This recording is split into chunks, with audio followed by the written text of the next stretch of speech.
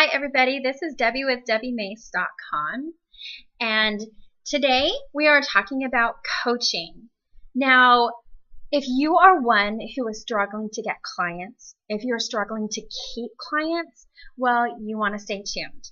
So today I am going to tell you the 3 very simple steps that will help you get more coaching clients.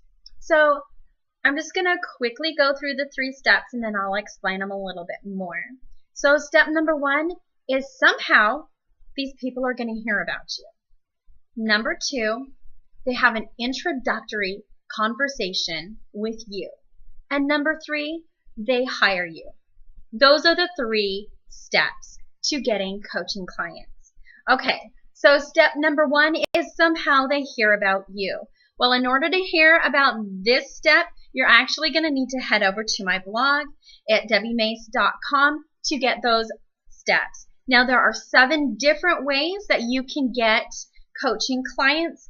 I don't want this video to be a 10-20 minute video, so I'm actually just going to put them over on my blog. I will also do another video on just that topic alone, so stay tuned for that video. Step number 2 is they have an introductory conversation with you. Now, this step is very important, and many coaches actually skip this step, or they actually do this step wrong. So, and then step number 3 is they hire you. Well, in your step number 2, step number 3 is actually at the end of your step number 2, and it is very simple and will flow very smoothly if you do step number 2 correctly. So one of the big no-nos in this introductory conversation is when you're introducing it, do not say that this is a no obligation coaching session, because that immediately tells people not to sign up with you. No obligation. You do not have to do this. So you don't want to put that in their minds at the get-go. So you actually need to find a way to have this conversation with people by one, name your session as something that's captivating, something that they must have. Create a bulleted list of benefits of what they're going to get from having this session with you. And number 3, make it a rare and valuable, so they feel very lucky to get this session with you.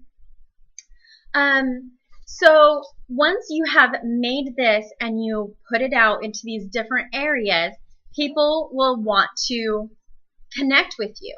So once you get those connections, now what? What do you need to do now?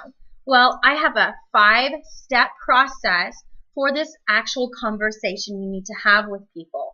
There are so many coaches that start these conversations and they end up lasting an hour, hour and a half, 2 hours long. Believe me, I know, I've been there.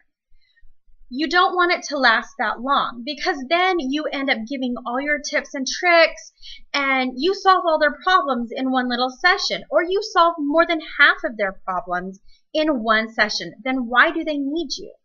And that is exactly what their thought process is.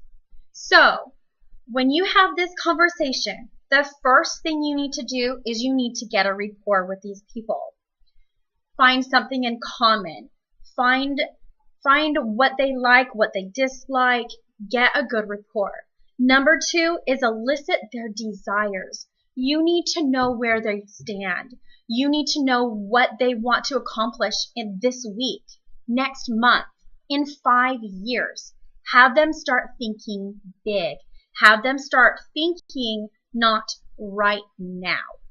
Okay? Number 3 is you need to uncover their hidden challenges. So throughout your conversation, you will learn what they are having a problem with. Make sure you write these problems down as you come across them.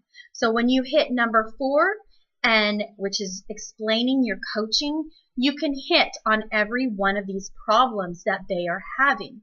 You can say, I will help you get through that mindset, that feeling of not being worthy. Whatever their problem is, you can tell them this is what you will help them with during your coaching sessions.